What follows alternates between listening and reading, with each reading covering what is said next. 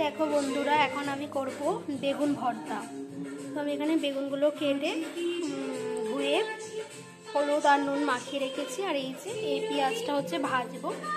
আর এটা হচ্ছে যখন ভাজা হয়ে যাবে তারপর এই কাঁচা পেঁয়াজটা দিয়ে মাখবো। আর এখানে লঙ্কাও কাটা হচ্ছে, পিস রসুন কোয়া নিয়েছি আর 2 পিস শুকনো লঙ্কা নিয়েছি।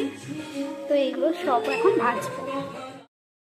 আমি এখানে পেঁয়াজটাও ভেজে নিচ্ছি, এরপর শুকনো লঙ্কাটা ভেজে নেব।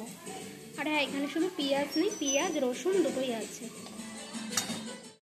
ধনেপাতা তো তুলতেই ভুলে গিয়েছিলাম, আর এই যে ধনেপাতা তুলছে।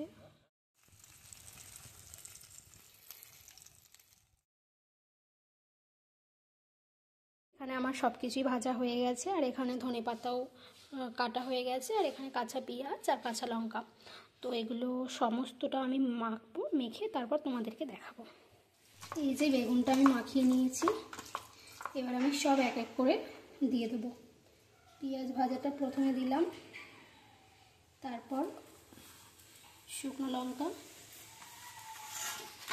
যেখানে রসুনের কোয়াগুলো,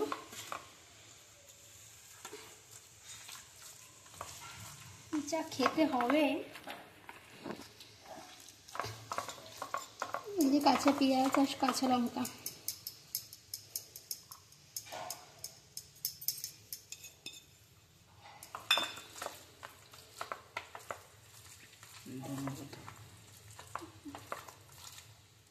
ধনেপাতাটা দেবো লাস্টে।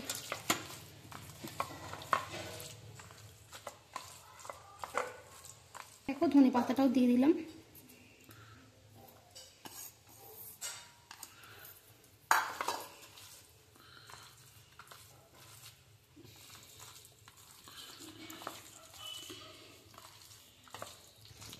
এই যে দেখো তৈরি হয়ে গেল আমাদের বেগুনের ভর্তা।